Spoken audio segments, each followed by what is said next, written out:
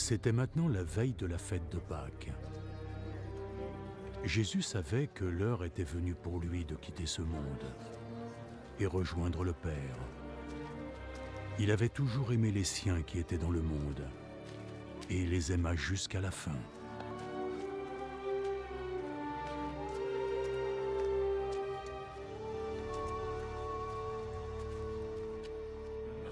Jésus et ses disciples étaient en train de dîner. Le diable avait déjà fait germer dans le cœur de Judas, fils de Simon Iscariote, le dessein de trahir Jésus. Jésus savait que le Père lui avait transmis tout son pouvoir. Il savait qu'il était venu de Dieu et qu'il retournerait à Dieu.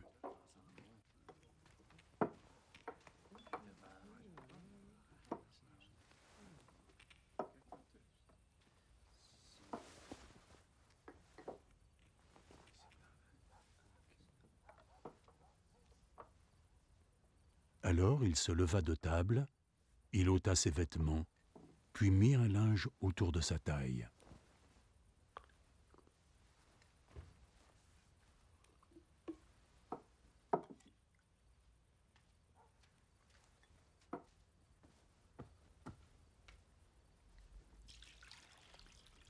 Ensuite, il versa de l'eau dans une bassine et commença à laver les pieds de ses disciples, puis à les essuyer avec le linge dont il était saint.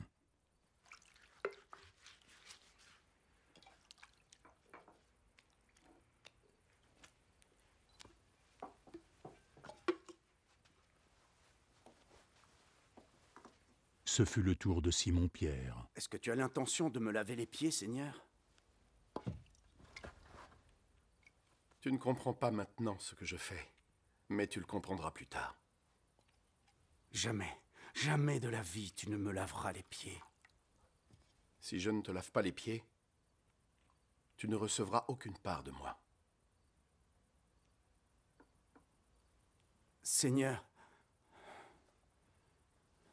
dans ce cas, ne me lave pas que les pieds, mais aussi les mains et la tête.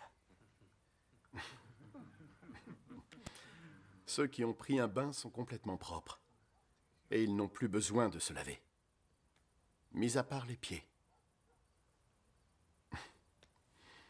Vous êtes tous propres.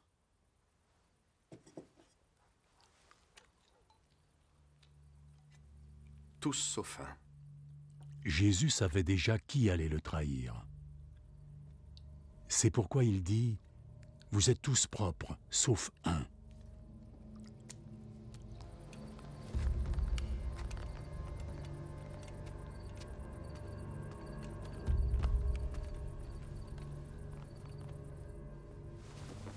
Après que Jésus eut lavé les pieds de ses disciples, il remit ses vêtements et retourna à la table.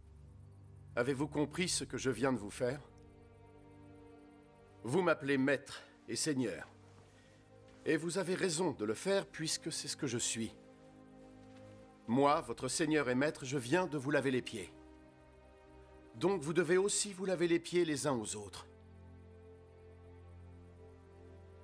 Je vous ai donné un exemple, afin que vous agissiez comme je l'ai fait pour vous. En vérité, je vous le dis, un serviteur n'est pas plus grand que son maître, et un messager pas plus grand que celui qui l'a envoyé.